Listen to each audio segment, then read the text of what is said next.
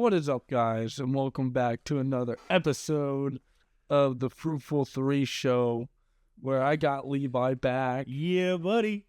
Yeah, where we're going to talk about the Super Bowl today, go into the history, the rivalries of the AFL versus the NFL and the merger, and we're going to go into some conspiracies, bro. And we're going to go into like top moments of the Super Bowl halftime show and the history of that. So if you like history, sports, and conspiracy theories, this is definitely your show. Yeah, this is and if you believe the NFL is rigged, you know, I guess that falls under conspiracies. Dang. Anyway, so one quick thought as we roll into this. So you mentioned the NFL being rigged. So you can comment, like, I think you asked this later on, but I'm going to ask it now. Like, if the NFL is scripted, how is it scripted? And how does nobody know about it yet? Put it in the comments. DM us. Do whatever you want. So grab your snacks, your tinfoil hats, and let's get into this.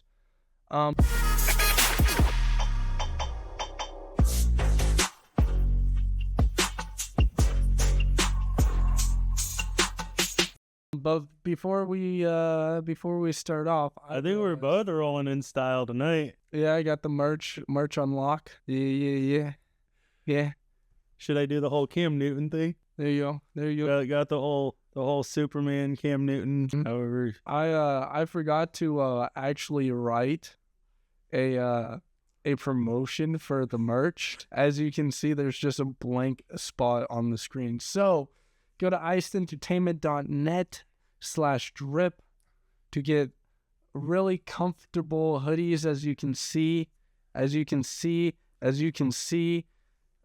and shirts. I got new shirts. I tested them out. Oh my goodness, are they heavenly soft and comfortable? And like, I just felt energized throughout the whole day. So go and check out the merch on icentertainment.net/drip.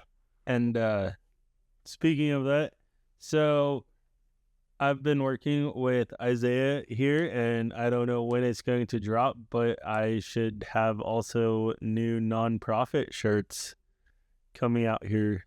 You wanted hoodies, bro. Or hoodies, shirts, whatever. I don't know. New designs coming. Let's keep it at that. Mm-hmm. And so, yeah, you can support his business, you can support my nonprofit, and you can support this podcast all on one website. Yeah. The NFL's wild beginnings. The NFL wasn't even the NFL back then. Oh, this is the 1920s, by the way. It was called the American Professional Football Association, or APFA, which, let's be real, is a terrible freaking name. It was a bunch of teams from the Midwest playing on muddy fields, getting paid almost nothing. The first ever champs, the Akron Pros. Oh my goodness. And there wasn't even a Super Bowl, just whoever had the best record won. Fast forward a bit to 1922, the APFA finally got its act together and became the NFL. But even then, football was like the third or fourth most popular sport. Baseball and boxing were still running the show. I mean, you can't go wrong with baseball or boxing. So, then the 1950s hit, and boom, the NFL started heating up. You had legends like Johnny Unitas, and I'm apologize in advance for butchering names, throwing bombs, Jim Brown running through dudes like they were paper, and TV deals started rolling in, and football was finally getting some respect. Okay, so before we go into this next segment, so first of all, the next segment, I'm going to kind of mesh with this first segment because of how my notes are written, so I'm just going to leave that for the next segment. But, so in 2020, the NFL celebrated their 100-year anniversary, right? So these are some cool, like, I don't know, these are some interesting facts about the teams or like certain cities that helped develop into, and I just, like I said, I just thought it was kind of cool. In celebration of its 100th season, which, like I said, was in 2020, so this is like 4 years old, the NFL is honoring its origins by recognizing the 13 original towns and charter teams that formed the league in 1920. This recognition includes youth and high school football grants integrating the towns into the 2019 NFL draft. The constructing a new turf field in Dayton, Ohio, the site of the first NFL game. So Dayton, Ohio is also known as the Hall of Fame. That's where all you Racers. Yeah. So that's Daytona, buddy. Oh, yeah. But yeah, Dayton, Ohio is the Hall of Fame, where they have the Hall of Fame museum. Also Dayton, Ohio, you might know, or no, that's Canton. I think Canton's the Hall of Fame. Sorry. The league's early history features teams like the Akron Pros, Buffalo All-Americans, Canton Bulldogs, and Chicago Cardinals, each contributing to the foundation of what would become America's favorite sport. So the Akron Pros was formed in the summer of 1920 by Art Rainey and Frank Need. The Akron Pros included Bob Nasty Nash and Fritz Pullard, the first ever African-American player and coach. The team was awarded the American Professional Football Association champion title and the Brunswick Bulky Colander Cup after an 8-0-3 season in April 30th, 1921. The whereabouts of the Brunswick Bulky Colander Cup after the days remain a mystery. That's kind of funny how they lose a trophy after so many years. But yeah, I could go through this whole thing if you really wanted me to. But yeah, I'll just read so the Canton Bulldogs in 1920, 10 football teams gathered in Canton, Ohio to create the American Professional Football Association, now known as the National Football League. Canton, Ohio is now known for its Pro Football Hall of Fame and was the home of the Canton Bulldogs. So I lied earlier. I thought it was Dayton, but it was, I know, I even called myself as I was talking. So in 1920, the Chicago Cardinals were formed. The Chicago Tigers were the first ever team in the NFL history to disband, but remain an important part of NFL history as one of its own. The Cleveland Tigers / Indians ended their inaugural APFA season with a 2-4-2 record, but scored the only points against champion Akron Pros in the 1920 and 1921 season. The Cleveland Tigers became the Cleveland Indians, sharing both a field and name with it. So yeah, and then what was it? There's like a couple high schools in here that was the Detroit Heralds, a group of University of Detroit athletes led by Bill Marshall, formed the Heralds in 1905 after the university eliminated its football program, paving the way for professional football in Detroit. In 1921, the team was renamed the Detroit Tigers, but disbanded the same season, as you might know.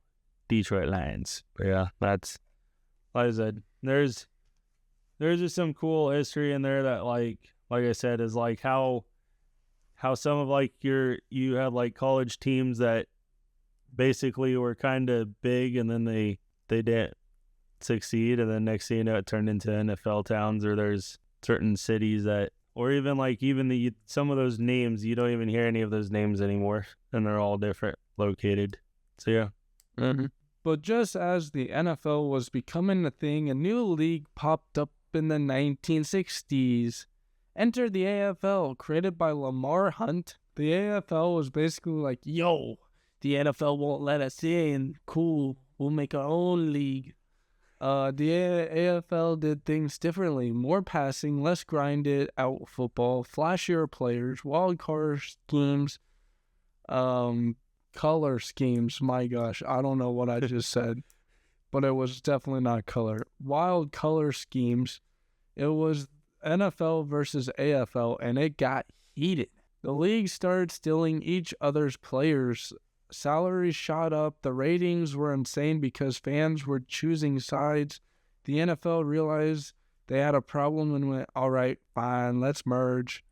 In 1966, the deal was done. The NFL, the AFL combined, creating a modern AFC-NFC system. The Super Bowl was born as the ultimate championship. The Chiefs lost the first one, but the AFL wasn't done yet. By 1969, Joe Namath and the Jets proved the AFL wasn't a joke. He guaranteed a Super Bowl win and did it. And just like that, the NFL became the monster we know today. All right, so we're going to dive into this a little bit more. Obviously, as I like history, and history is really cool. I just summarized. So the history of the NFL, or National Football League, and the AFL, American Football League, is marked by a rivalry that ultimately shaped the future of professional football in the United States. While both leagues played a critical role in the development and popularity of the sport, their origins, philosophies, and eventual merger tell distinct stories. The NFL was founded in 1920 as the American Professional Football Association. As Isaiah said, that's kind of dumb and really, really long. Before being renamed in 1922, it initially consisted of small regional teams and struggled for national attention during its early years. However, by the 1950s, the NFL began to grow thanks to the increasingly popularity of televised games and the emergence of star players like Johnny Unitas and Vince Lombardi's Green Bay Packers, which, when we get into the whole Super Bowl thing, or I don't know, I have history about like this year's the Green Bay Packers and the Chiefs, because technically the Green Bay Packers have won 3 back-to-back championships, but that was all before the merger ever happened, which is crazy. Sorry. Side note, the AFL, on the other hand, was founded in 1959 as a competitor to the NFL. It was created in response to the NFL's dominance and the growing demand for professional football. The AFL attracted attention by introducing innovations such as a more wide-open style of play and distinct rules, which made the games more exciting. The league's rapid rise in popularity, bolstered by the signing of star players like Joe Namath, as Isaiah mentioned, and innovations such as the 2-point conversion, forced the NFL to take notice. The rivalry between the two leagues came to a head in the 1960s when both the AFL and NFL were vying for supremacy. The tension culminated in the 1966 announcement of the AFL-NFL Merger. The two leagues agreed to combine into one unified league with a new structure featuring 2 conferences, the AFC and NFC, and a championship game that became known as the Super Bowl. The merger, completed in 1970, unified the leagues under the NFL banner and established a lasting legacy for American football. While the AFL and NFL had different approaches to the game, their eventual union propelled the NFL to the global stage. Today, the NFL stands for one of the most popular sports leagues in the world, largely thanks to the innovations, rivalry, and eventual collaboration between the AFL and NFL. And then we do a history of Super Bowl in this, don't we? No. No? No. No. But the history of the Super Bowl is cool. I have crazy Super Bowl facts. I don't have no Super Bowl history, dog. Okay. Well, I'll do it under that one. Let's talk about the big one, the Super Bowl. It all started as a simple champions versus champions deal, but now it's basically a national holiday.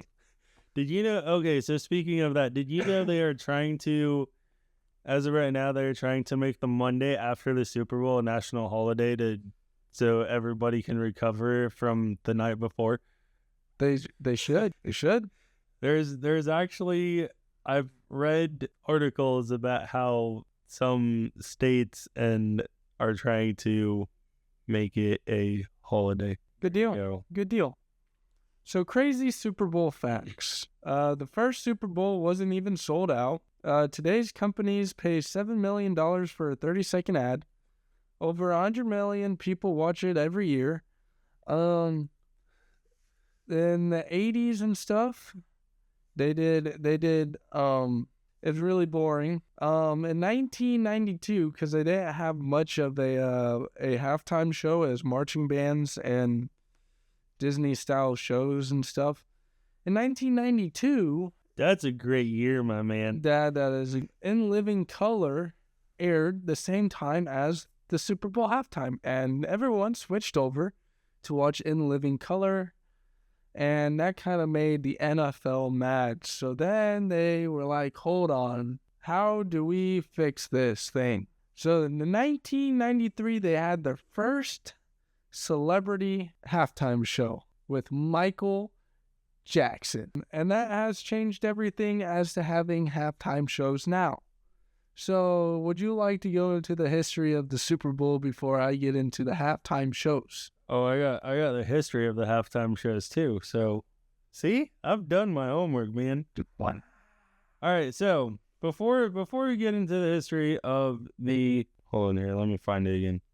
Before we get into the history of the Super Bowl, so as I was talking earlier, so a lot of you may have noticed that there is a lot of talk about a possible three-peat for the Chiefs. And there's a lot of talk about like how they could be the first team to do it in NFL history. Well, let me just say, those announcers, those broadcasters, those analysts don't know what they're talking about. Well, they do. They do, but the deal is they're forgetting. They're kind of forgetting NFL history. Now, like if you consider the NFL as today, since the merger, the Chiefs are the first team to do it. Yeah, it's that. And once they signed the merger, that was point. That was like, bro. yeah, 0.0 ground zero. yeah. No X, Y, and Z 2020, bro. Yeah. So, with that being said, Packers accomplished a three-peat twice during 1929 and 1931, and 1965 to 1967. This was before the Super Bowl era. The first Super Bowl recorded was the AFL-NFL Championship on January 15th, 1967. Before the AFL formed in 1959, the NFL only had 11 teams. The AFL brought 8 more teams to the mix when they started. In 1935, the NFL started tracking games with 12 games in a season. Now, this included the championship game, so basically they considered it a regular game. Now, in 1937, they started tracking championships. So what they did is they held 11 games and 1 championship game. Then in 1943, they lowered it to 10 games with two postseason games. So, with that being said, as things have changed a lot since then, it is a lot harder to do a three-peat because, one, instead of having 11 teams, you have 32 teams. You also have a 20 schedule system. Yeah, it's insane of how...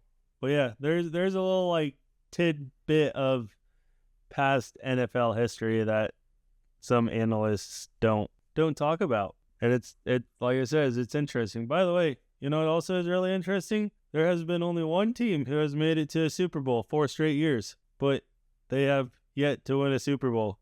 What team is that? The Buffalo Bills. So basically, they'll get a win sometime. Yeah. So basically, what I'm getting at here is you can. So this whole three-peat that they're talking about, it's not impossible to do. The fact of winning it back to back to back, that's something that's never been done. Mm-hmm. So the American Football League was founded in 1959 and began to play in 1960. As Isaiah said, that was no, that wasn't the information I was looking for. Oh, wealthy Texas business owner Lamar Hunt sought to place an NFL team in Dallas, but was rejected, leading him to form the AFL. The AFL secured a 5-year television contract with ABC, helping establish it as a serious challenger to the NFL. I thought that was another cool fact in here. Now we're going to move on to the Super Bowl era. The first Super Bowl, officially named the AFL-NFL World Championship game, took place on January 15th, 1967, at the Los Angeles Memorial Coliseum. The NFL champion Green Bay Packers defeated the AFL champion Kansas City Chiefs.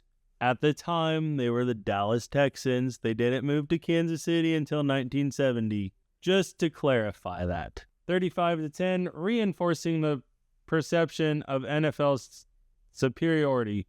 In 1968, the Packers defeated the Raiders 33-14 in Super Bowl II. Before Super Bowl III in January 1969, Joe Namath guaranteed a victory for the Jets against the Baltimore Colts. The Jets won Super Bowl III 16-7 in a major upset. The Jets' victory was seen as elevating the AFL's status and credibility. The Chiefs won the 1969 AFL Championship and then defeated the Minnesota Vikings in Super Bowl IV. In 1970, the AFL merged with the NFL, and its teams became the members of the new American Football Conference. What was it? To be honest, that's actually a lot of money. So, I was reading this. So, Joe Namath signed a 3-year contract worth $400,000 with the Jets. That's actually a good chunk of change back then. I mean, that's like a rookie contract today. Maybe not. I don't know.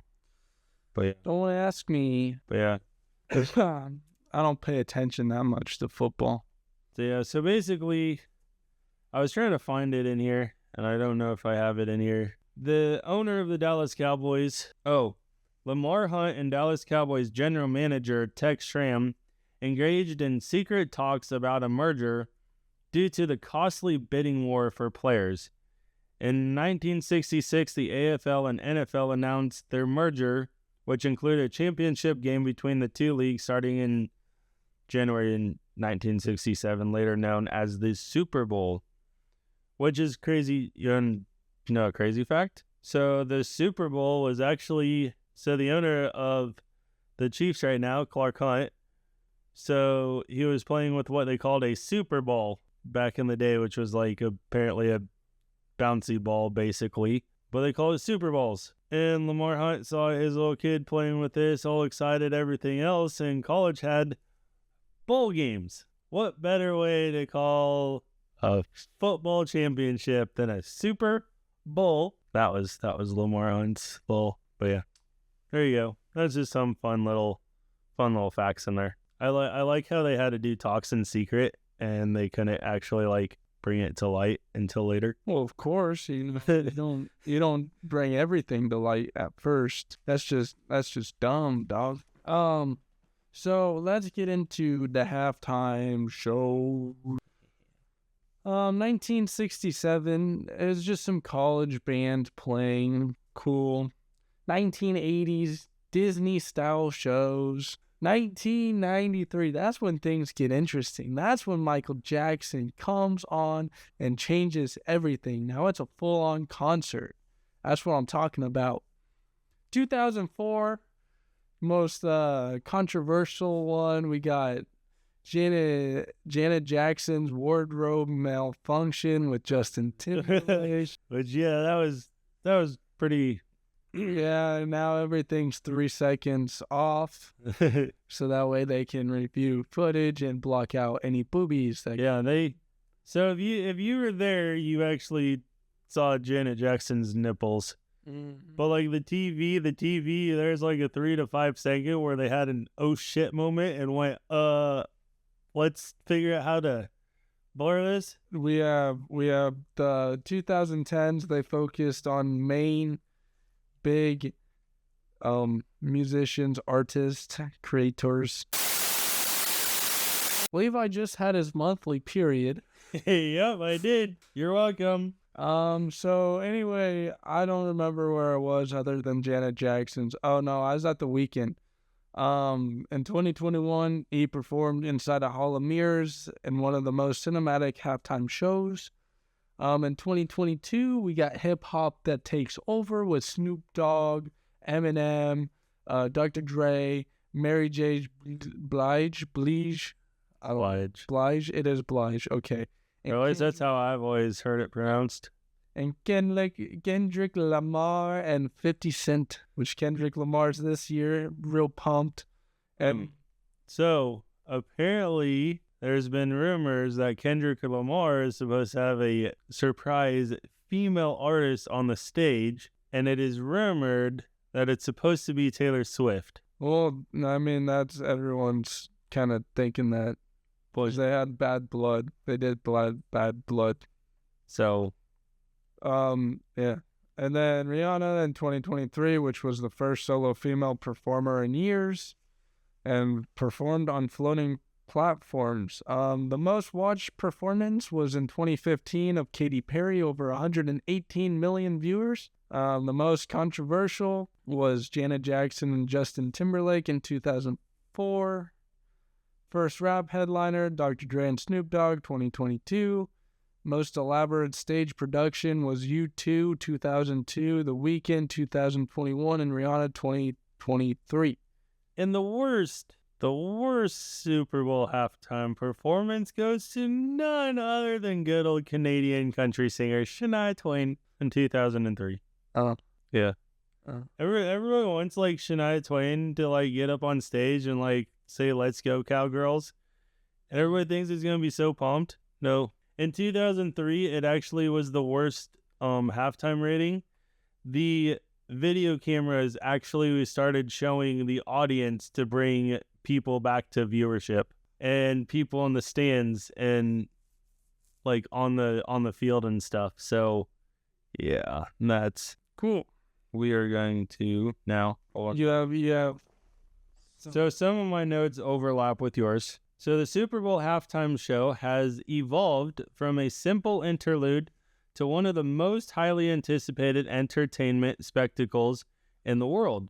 Its origins date back to the first Super Bowl in 1967, when the halftime entertainment was modest and centered around college marching bands.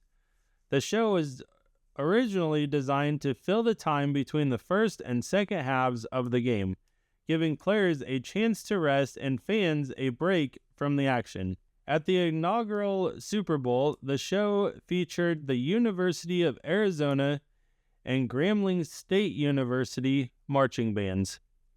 In 1970s and 1980s, the halftime show began to grow in scope and ambition. Artists such as Up With People performed in the early 70s, providing family-friendly entertainment. By the late 1980s, the halftime show began to feature major pop culture acts.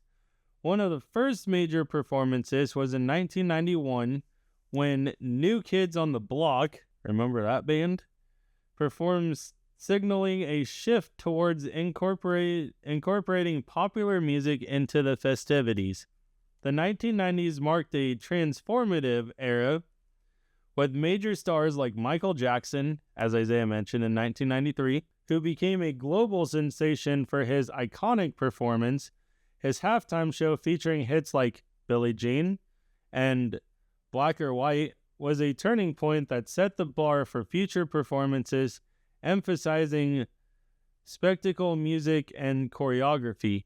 In the 2000s, the halftime show saw a mix of traditional music acts and more theatrical performances. The infamous wardrobe malfunction during Janet Jackson and Justin Timberlake's 2004 performance brought significant attention, but also prompted a shift towards more stringent content regulations. Despite this controversy, the show continued to feature major acts such as Prince, Beyoncé, and U2, solidifying its place in pop culture. By the 2010s and beyond, the halftime show had become a platform for big-budget, star-studded performances. Artists like Katy Perry, Lady Gaga, and Shakira and Jennifer Lopez made bold, visually captivating statements. The inclusion of social and political themes, such as Beyoncé's performance in 2016, reflected the evolving nature of the show as an avenue for both entertainment and commentary. Today, the Super Bowl halftime show remains an essential component for the Super Bowl experience, combining athleticism, artistry, and cultural relevance in a global spectacle watched by millions. Its evolution reflects broader trends in music, media, and societal values, making it an iconic part of the Super Bowl legacy. So this is what I find funny about the whole Super Bowl thing, right? The whole halftime shows. So in 2003, they tried Shania Twain, right? Country. Completely biffed it. So it kind of ruined the whole scene for country music going forward. But yeah, you don't, like, besides U2, you don't really see any rock bands in there. Like, it's all, like, pop and R&B and rap, you know, like, haven't you noticed kind of like that trend? 2010, there was a shift to more pop and EDM and rap, which dominated the charts in 2010s. So they're going after what's topping the charts, like Kendrick Lamar this year, who topped the charts, won 5 Grammys Sunday. You know, he's all at it, bro. Just on one song, bro, won him 5 Grammys. And it was a rap beef song, bro. Yeah, it was on Drake. Yeah. Wasn't it? Yeah. Yeah. Not Like Us. You know when I hear that song or hear that title, I think of Brantley Gilbert's song. Because Brantley Gilbert had a country song that was like Not Like Us, but he was talking about like small town backwood kids. Yeah. All the country boys, what they do. Yeah.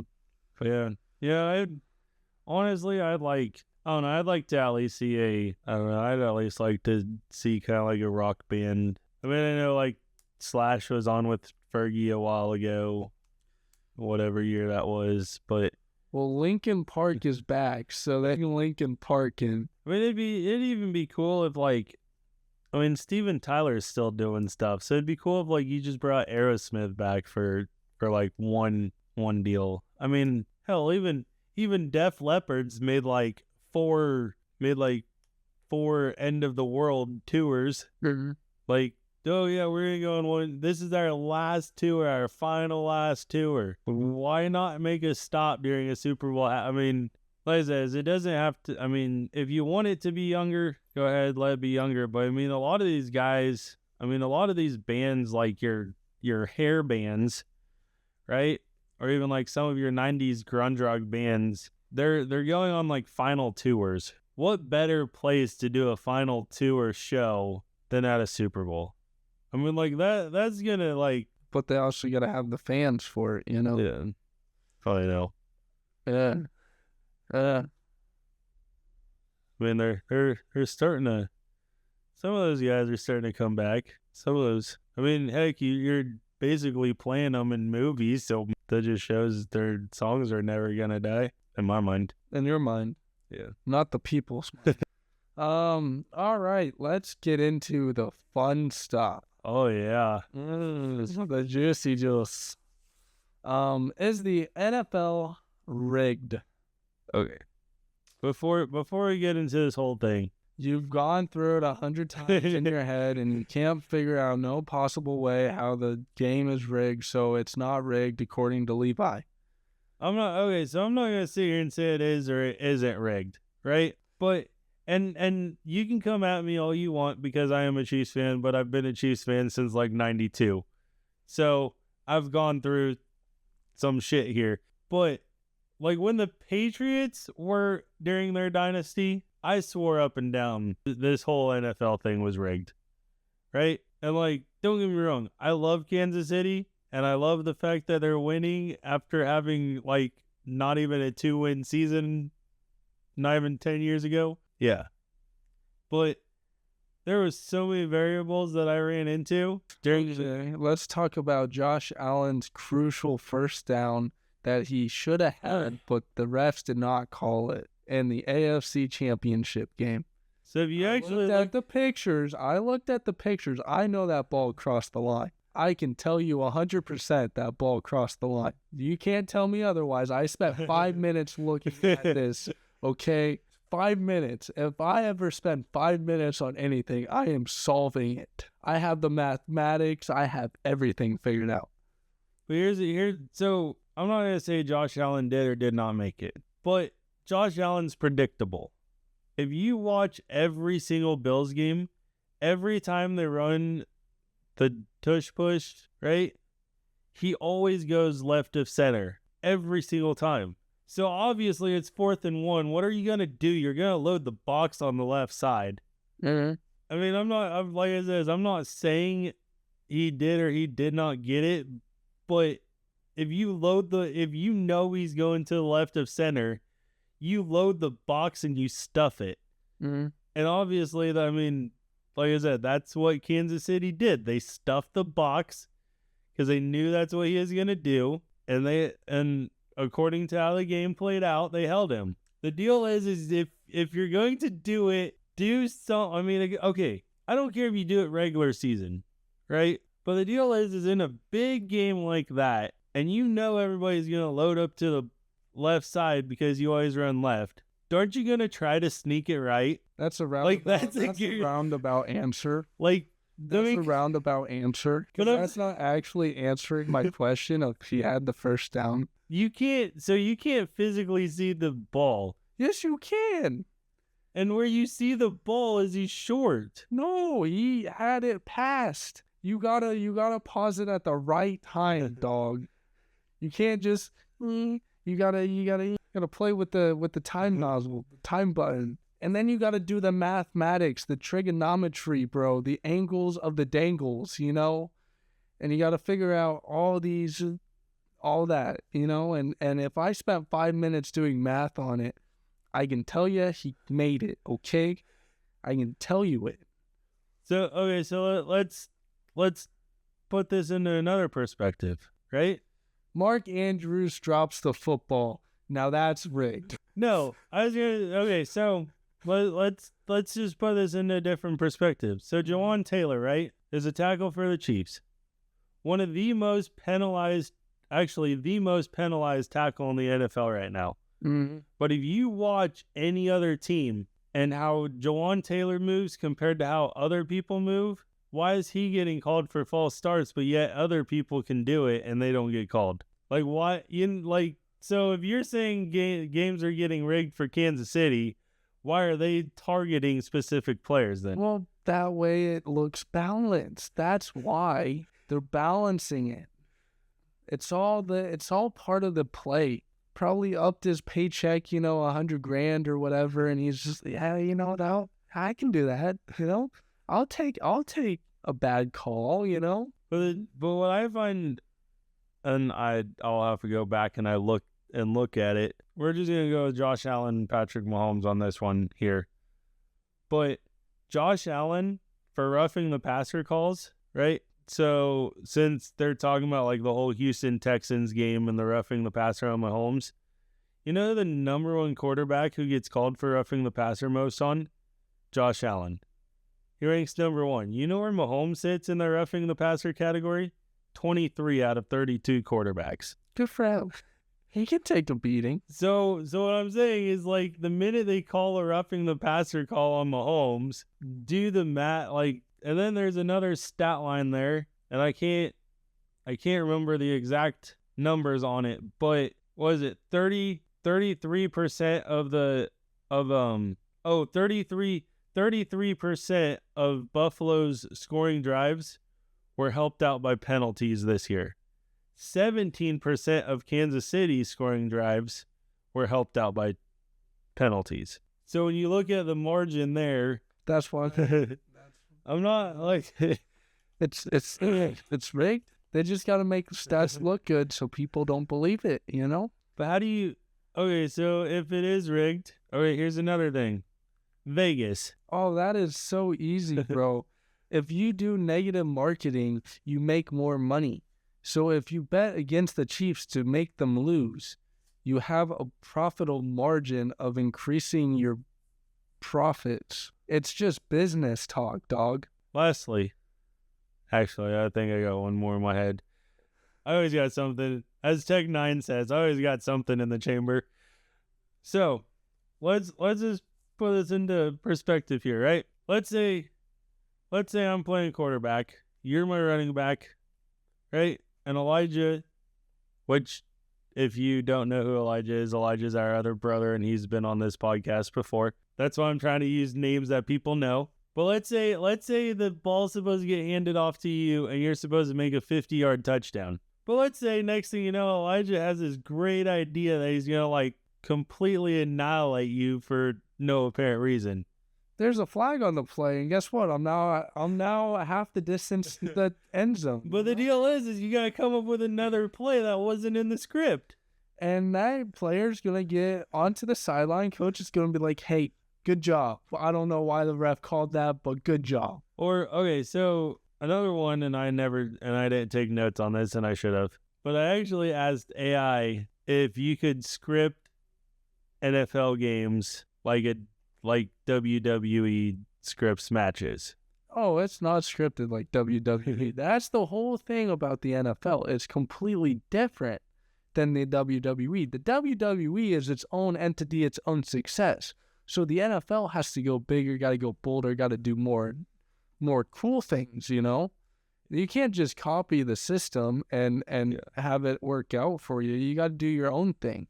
So earlier today, I asked AI if the NFL is rigged, just to see what would, just to see what the answer is. Here is your answer. There is no credible evidence to suggest that the NFL is rigged or staged. The league is highly regulated with strict rules and oversight to ensure fairness in games. While there are occasional controversial calls or perceived injustices, there are generally attributed to human error, not intentional manipulation. The NFL is a multi-billion-dollar industry, and rigging games would pose significant risks both legally and financially.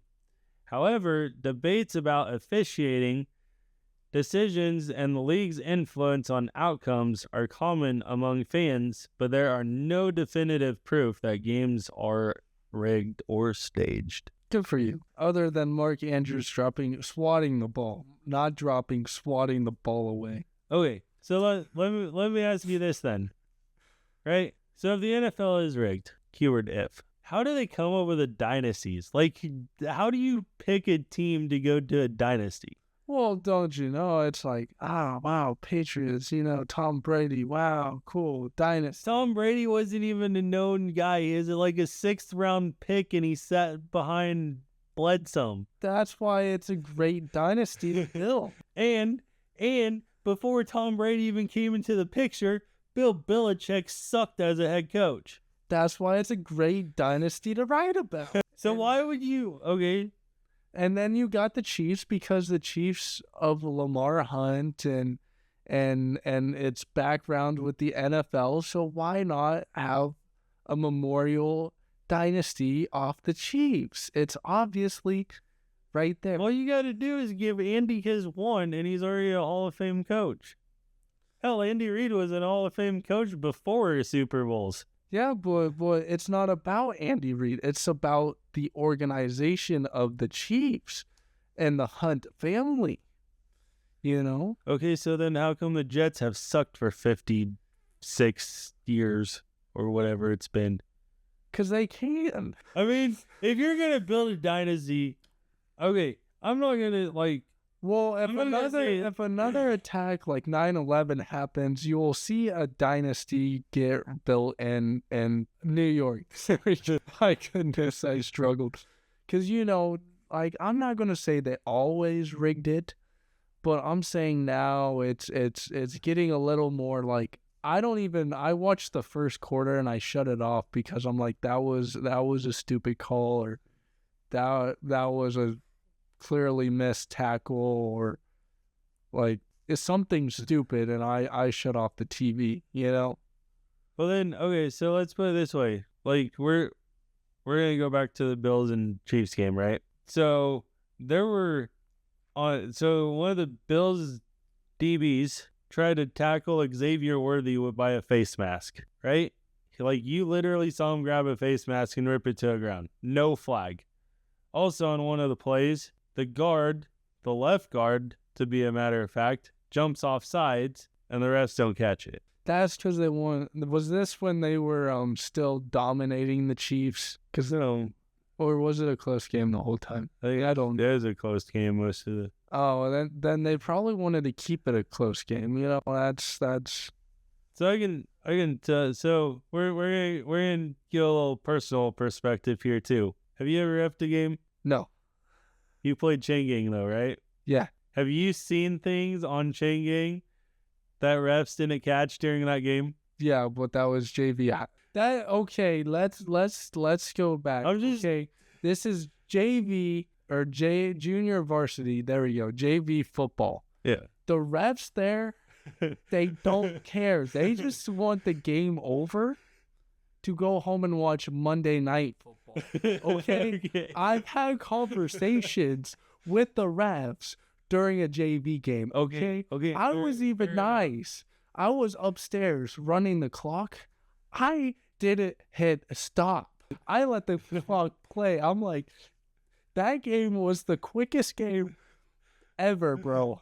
I've rigged the game for so we could go home, okay? And the refs could go, and I knew the ref because that's the one I BS'd with about Monday Night Football. I made sure he got to go home before the game even started. Or you're staying on the sidelines on a Friday night. I got my hands in my pants trying to stay warm. Unless my name is called and me out on the field, I don't care, dog. But so what I'm getting at is, I have ref like junior high and high school football games, and I realize the NFL, like college NFL, they're all a different whole league than that. But I can tell you there's a lot of times that even certain plays were like ticky-tacky, and I'm like, I don't know if I want to, you know what I mean? It's like, I don't know if I want to call that. I don't know if I want to. I mean, so you have like that split second in your head of, are you going to call it? Or are you not going to call it? Or you know, like, just let it ride. Like, with that being said, I agree there are a bunch of controversial calls. I agree from a former youth league football coach and from a guy who used to ref games, the consistency in officiating throughout the whole NFL, there's a consistency problem. I'm not going to say the NFL's rigged, right? Mm-hmm. Like, because there are so many, like, there's variables in there. Yet you have like all these players, all these things that have never came out and said it. I mean, now, yes, you can argue me and say, oh, but Terrell Owens, oh, but so-and-so, oh, but so-and-so. Yeah, they're coming out now and they're claiming like they're rigging it for the Chiefs to win. But where were they during the Patriots dynasty? Where, you know what I'm saying? Like, now that the whole controversy has like the media spewing, are they like an Antonio Brown where they're just trying to get popularity and, you know what I mean, because they've been kind of pushed back in the shadows, get some bankroll, or are they actually like telling the truth and starting to let secrets out?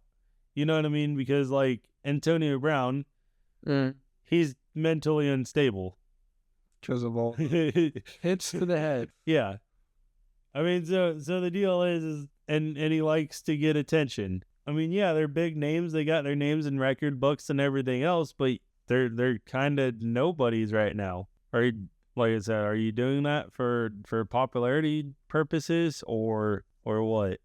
I mean, I'm gonna read this real quick. Go ahead. The refs control everything. That's number one. The tuck rule, which is Tom Brady fumbles, but oh wait, it's actually incomplete pass. You mentioned that a lot back in the day, so I did. Don't even try to. The Seahawks fans still believe the refs gave it to the Steelers in 06. I think that was 08, 06, somewhere in there. Yeah. Also, instead of the Seahawks throwing the football during the 2014, I believe it was, Super Bowl. Just handed off to Marshawn Lynch. Exactly. And he threw it straight to the defender. So, that was rigged. Chiefs versus Bengals. Chiefs gets a redo on third down. Yeah, that's right. The NFL tells refs who they want in the Super Bowl, and refs guide the game. Like, that's the whole point of the thing. Suspicious play calls is number 2. But, okay, I'll let you get into this. But the whole refs thing, right? Mm-hmm. So if we're going to go with the whole, refs guide the game theory here. So there are 138. Yeah, refs total. I sent you the whole thing, didn't I?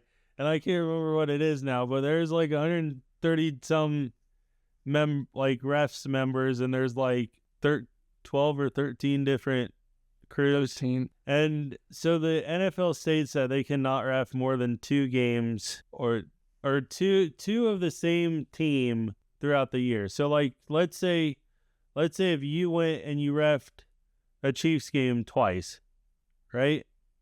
You can't ref a Chiefs game the rest of that year, right? That's how they schedule it, is you cannot do more than 2 of the same team. Also, they're getting graded, and the best graded crews do the postseason. The best crew during the postseason gets elected to the Super Bowl. So, if the NFL is paying refs to guide the games or rig the games, whatever, well, why would you have a grading system? Just for fun, to make people believe that you're actually doing it. Oh, good job for actually rigging the game. Guess what? You get to get to the Super Bowl. So then how do you pick which ref crew goes to the Super Bowl? The one that rigs the games the most. You did exactly what I wanted you to do. Congratulations. You're going to the Super Bowl. So yeah, I just play as I'm just running off of. Mm-hmm. Like I said, these are all questions that I asked myself even during the Patriots dynasty. Mm-hmm. And I still cannot. I mean, because you can flip the, you know what I mean? You can flip the script either way. So it's well. Mm-hmm. Suspicious play calls. As we mentioned, the Seahawks on the 1-yard line. Yeah, the Seahawks on the 1-yard line. I thought that was a number 1. That's why I mentioned it. And they pass instead of giving it to Marshawn Lynch. Are you kidding me? The Falcons are up 28-3 and somehow let the Patriots come back. What? Super Bowl 54, 49ers have the Chiefs locked down and suddenly forget how to play defense. So, coaches are encouraged to make bad calls for entertainment. It could just be, people up in the booth. They just hey, we're running this. And that's how you alleviate the coaches. Because I noticed that there's always an NFL official in every booth. If you ever look in the play calling booth, there's always an NFL official communicating up there. So you wanna know how the NFL breaks this down, right? So you have the refs on the refs on the field, you have a ref crew in the booth, and then you have a final crew sitting in New York, and they all communicate with each other to make sure none of them are cheating, but yet they're cheating. So we can go back to Josh Allen, that first down. So at the end of the day, New York has official, because if you cannot physically, if the refs on the field and the refs in the booth cannot physically determine it, New York gets final say on the outcome of that play.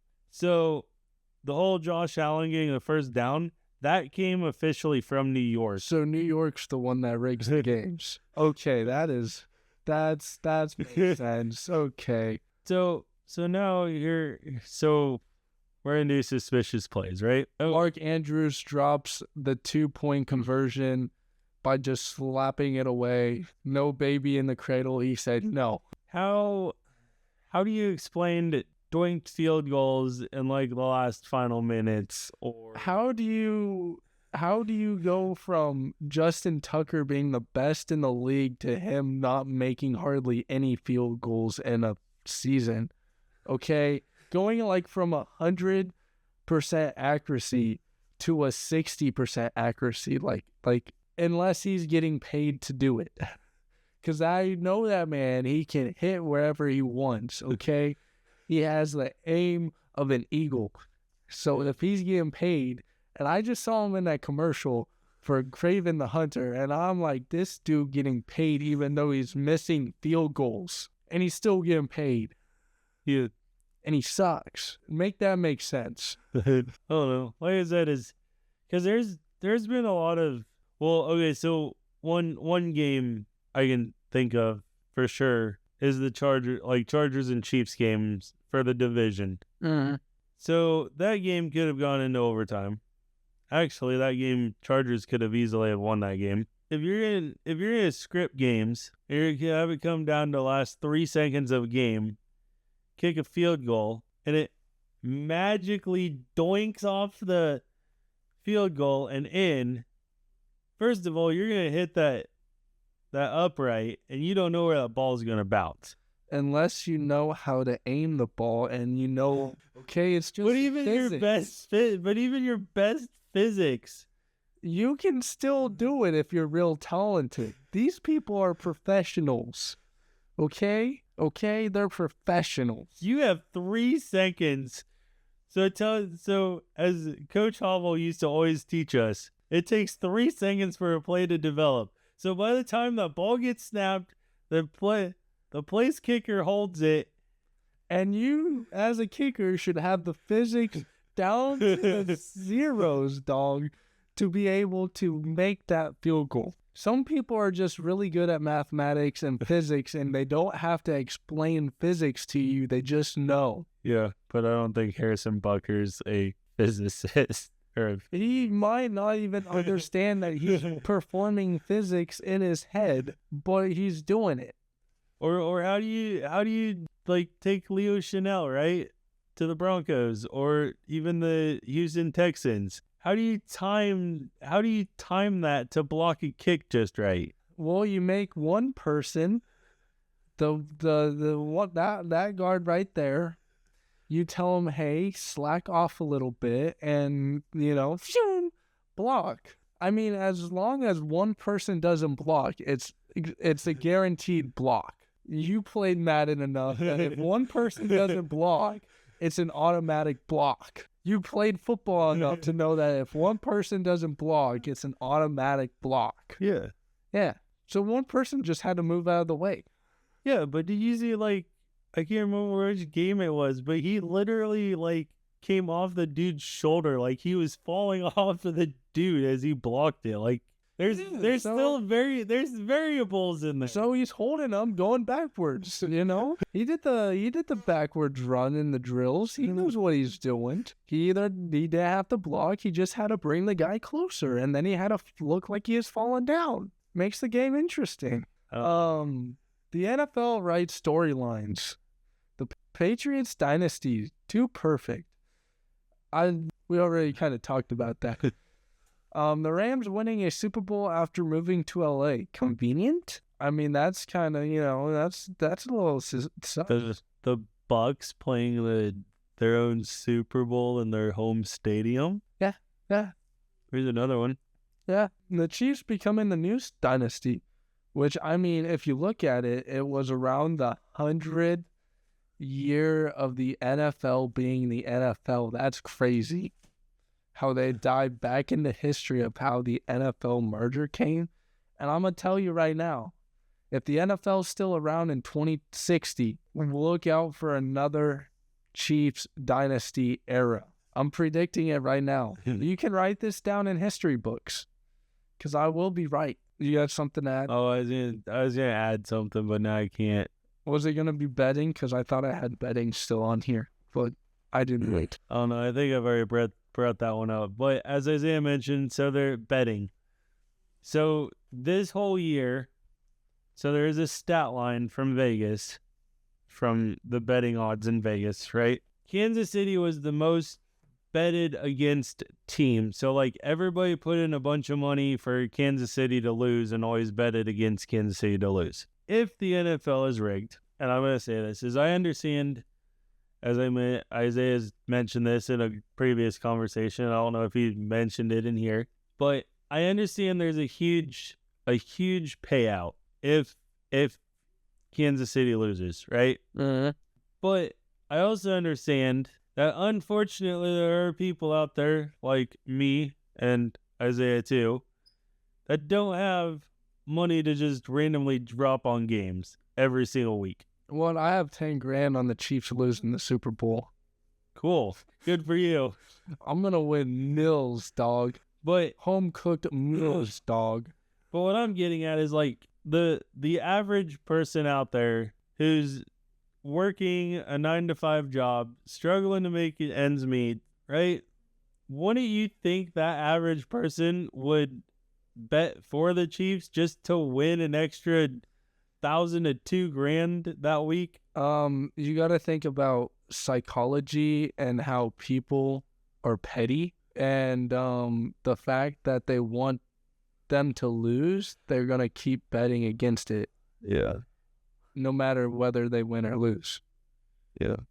I mean, it's just pettiness. That's really all it is. Yeah.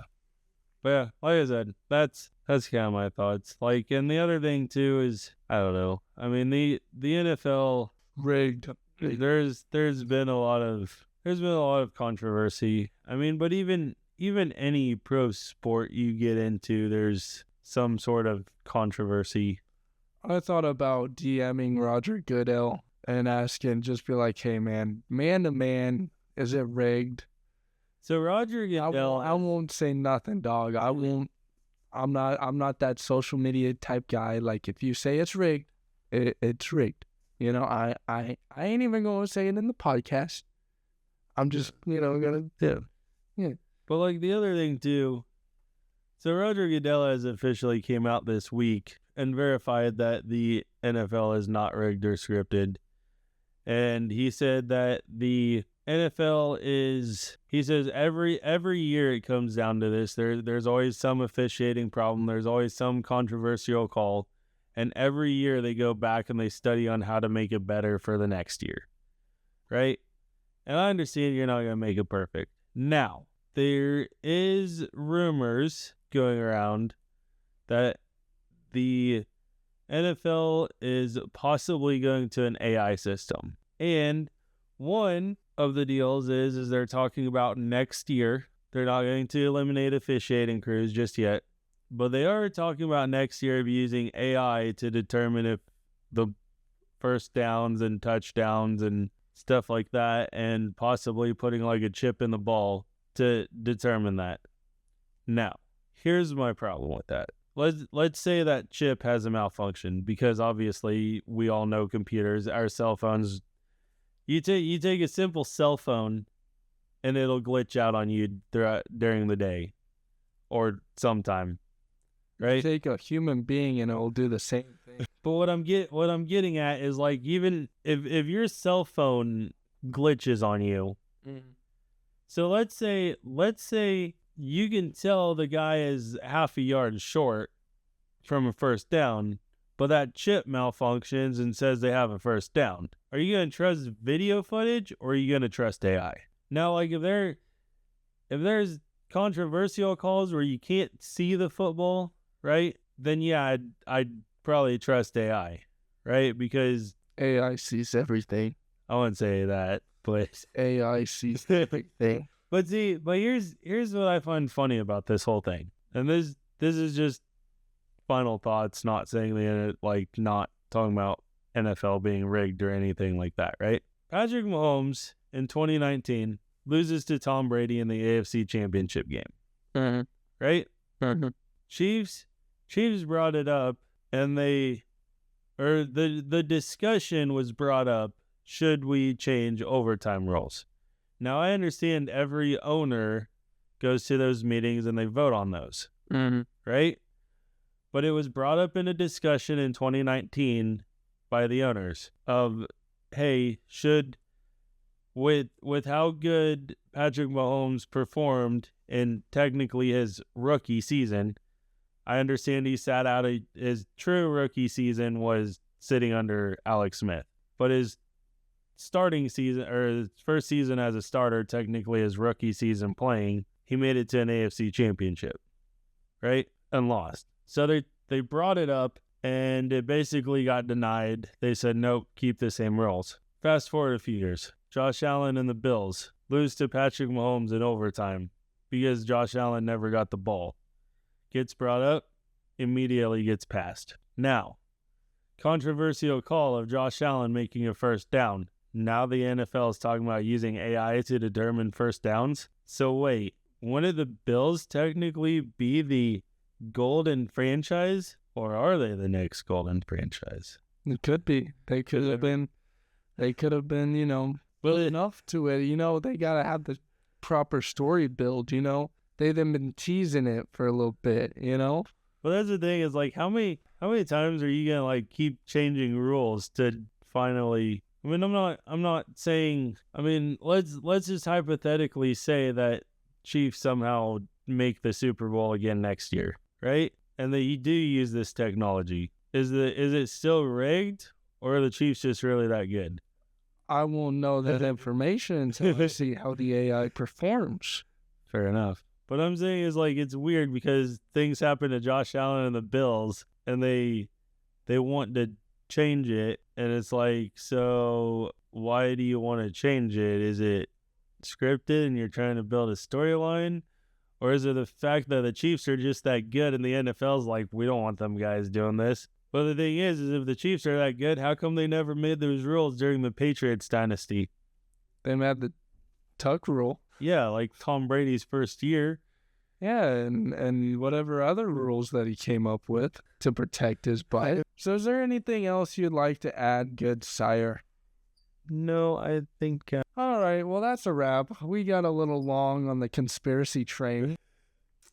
We'll let you decide which side you choose, Team Levi or Team Isaiah, Team Chiefs or Team Eagles. I was trying to figure out how to throw that in there for Super Bowl Sunday. I got it. Don't you worry. So please like and subscribe and join us next week for the Valentine's Day special, if we even talk about love. Levi won't be here. We'll be joined by Christopher, going live on Thursday. That's also a huge note I need to make. And yeah, peace, love, happiness, and unity. And rock on. Later.